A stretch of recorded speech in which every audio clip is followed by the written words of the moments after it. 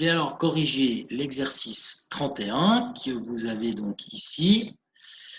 Un accumulateur. Donc un accumulateur, c'est un peu comme un générateur en quelque sorte. On dit des fois un accu pour parler d'une pile rechargeable, ce genre de choses. Alors donc un accumulateur qui fournit une tension électrique de 6 volts est relié à un fil de cuivre de 10 km de long. Quelle doit être la section de ce fil en millimètres carrés si l'on veut qu'un courant de 1 mA s'y établisse? Comme on l'a vu à l'exercice 30, en fonction de la résistance du fil, on va pouvoir changer le courant. Et nous, on veut une résistance de sorte que le courant soit de 1 mA quand il y a une tension de 6 volts. Donc, on va commencer par calculer la résistance en appliquant la loi d'Ohm. Alors, cette résistance, on la calcule assez facilement. On sait que U égale R fois I, donc on retourne la loi d'Ohm, R égale U sur I. U, c'est la tension fournie, c'est les 6 volts. Et puis, donc, le courant, c'est 1 mA. Alors, 1 mA en ampères, ça fait 0,001 ampères qu'on place au dénominateur. Et donc, on trouve une résistance de 6000 ohms. Ça veut dire que si vous avez un générateur, un accumulateur qui fournit 6 volts, en fait, eh bien, si vous avez une résistance de 6000 ohms, alors à l'intérieur, il y aura un courant de 1 mA. Donc, on a déterminé la résistance. On va donc ensuite utiliser la loi qui permet de calculer la résistance d'un fil, mais cette fois, on connaît la résistance du fil. Donc, il s'agit de retourner cette loi pour trouver à la fin la section. Vous pouvez donc vous référer à l'exercice 27, où on a déjà fait l'algèbre ici, pour calculer ça, mais en gros, ça revient à passer le S de l'autre côté et puis à diviser par R. Donc, au final, la section, c'est ρ fois L sur R. Alors, qu'est-ce que c'est que ρ ici? Eh bien, ρ, c'est la résistivité. La résistivité de quoi? Du matériau avec lequel est constitué le fil. Et ça, c'est précisé dans l'exercice 31, qu'il s'agit d'un fil de cuivre.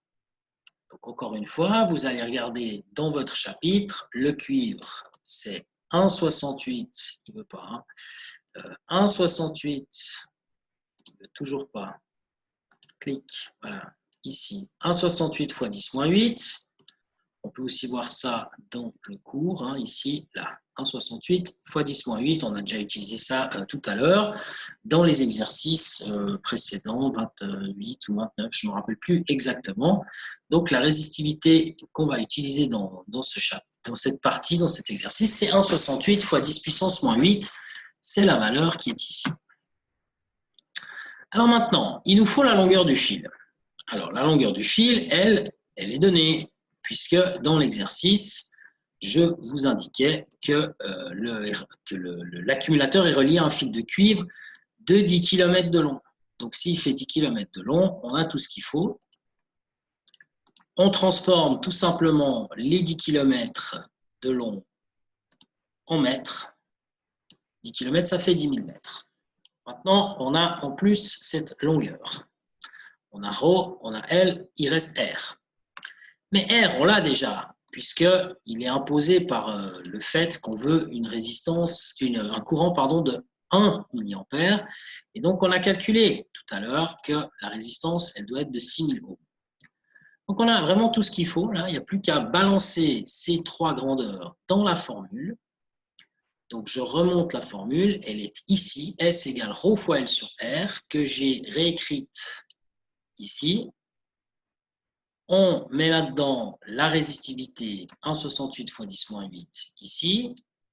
On rajoute là-dedans la longueur du fil 10 000 mètres ici.